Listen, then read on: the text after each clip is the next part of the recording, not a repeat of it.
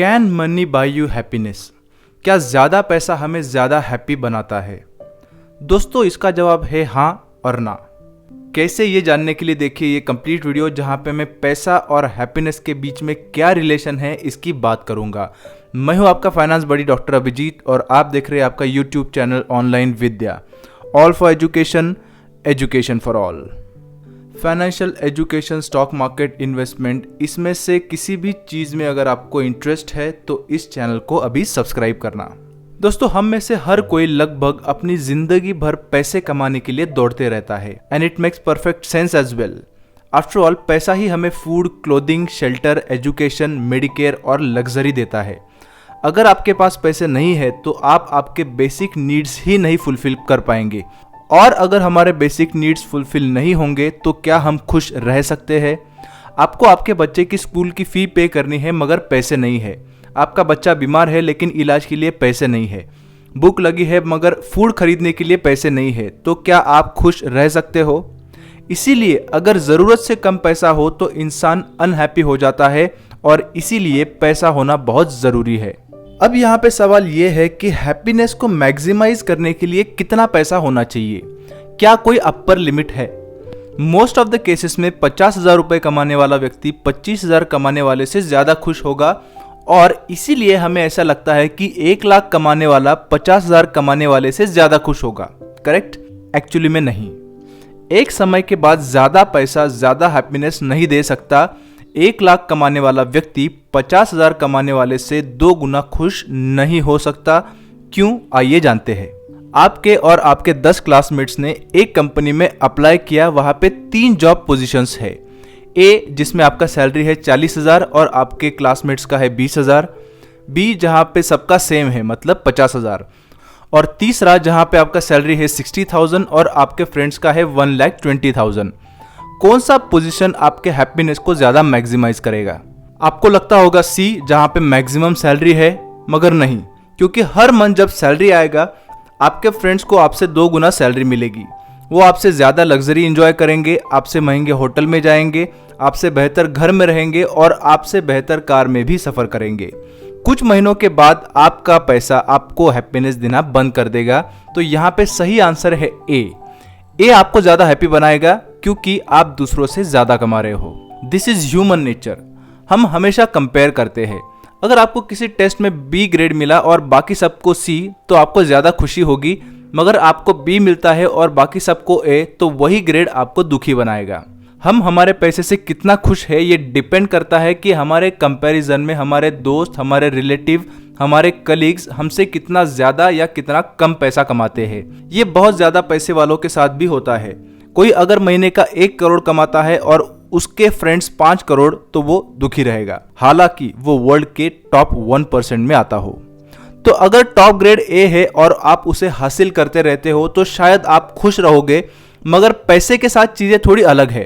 पैसे का कोई अपर लिमिट नहीं है। आप हमेशा ज़्यादा कमा सकते हो। आप किसी से भी पूछ लो कि आपका परफेक्ट सैलरी इस लेवल पे कितना होना चाहिए, वो हमेशा कहेगा अभी जितना है उससे ज़्यादा। जिसका सैलरी 10,000 है वो बोलेगा 25,000, जिसका 50 है वो बोलेगा 80,000, और जिसका 1 लाख है वो कहेगा 1.5 लाख। और उन्होंने वो इनकम हासिल भी कर लिया तो भी वो कहेंगे कि इन्हें इनसे ज़्यादा ही चाहिए। पैसे के बारे में हम कभी भी सेटिस्फाइड नहीं होते, मगर ऐसा क्यों होता है? क्यों हमें हमेशा थोड़ा ज़्यादा ही चाहिए होता है? ये एक चीज़ की वजह से होता है जिसे कहते हैं हेडोनिक अडॉप्टेशन। सपोज आप 30,000 कमाते हो और आपकी सैलरी 50,000 हो जाती है, आपको कैसे लगेगा? अच्छा, राइट? मगर यहाँ पे ये फीलिंग परमानेंट नहीं है। हालांकि आपका हैप्पीनेस लेवल इनिशियली तेजी से बढ़ेगा, मगर ये बहुत ही कम समय के लिए रहेगा। अगले कुछ महीनों में ही आप इस इनकम के आदी हो जाओगे। दूसरे शब्दों में, आपका बढ़ा हुआ इनकम आपके जीवन का न्यू नॉर्मल बन जाएगा और आपको हैप्पी होने के लिए ज़्यादा इनकम कमाना पड़ेगा। फिर से आप इससे यूज्ड टू हो जाओगे। बहुत लोगों को ये समझेगा भी नहीं क्योंकि ये बहुत धीरे धीरे होता है। फॉर एग्जाम्पल, अगर आप बहुत तेज़ धूप से एसी में आते हो तो आपको कैसा लगेगा? अच्छा, राइट? मगर कुछ देर के बाद आप उस टेम्परेचर के इतने आदी हो जाओगे कि आपको समझेगा ही नहीं कि एसी चालू है या बंद है।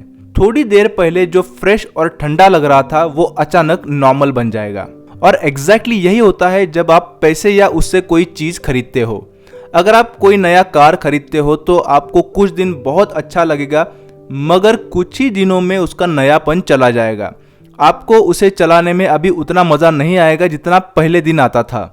यही चीज़ होता है अगर आप घर खरीदते हो, कुछ दिन के बाद ये न्यू नॉर्मल बन जाएगा और फिर आपको उससे बड़ा घर खरीदना पड़ेगा जहाँ पे swimming pool, jacuzzi, lawn tennis वगैरह वगैरह हो। याद रखो, आपके ऑब्जेक्ट्स बड़े और महंगे होते जा रहे हैं मगर हैप्पीनेस उतना नहीं। एक भिखारी को 500 का नोट मिलने पे वो बहुत खुश हो जाएगा, मगर वही नोट किसी करोड़पति को मिले तो वो उतना खुश नहीं होगा। लोग कहते हैं कि पैसा और चीज़ें खुशियाँ नहीं खरीद सकती। मैं इसको थोड़ा मॉडिफाई करूँगा, वो खुशियाँ तो खरीद सकती है मगर थोड़े से समय के लिए। तो हमने पैसे को कैसे इस्तेमाल करना चाहिए ताकि हमें ज़्यादा से ज़्यादा हैप्पीनेस मिले? एक तरीका तो ये है कि हम पैसे को चीज़ों पे नहीं बल्कि एक्सपीरियंसेस पे खर्च करें। जैसे अपने पार्टनर के साथ रोमांटिक डेट या एडवेंचर पार्क में एडवेंचर करना, या लाइव कॉन्सर्ट पे जाना, या अलग अलग जगह पे जाके अलग अलग लोगों से मिलना, कल्चर समझना, फूड टेस्ट करना।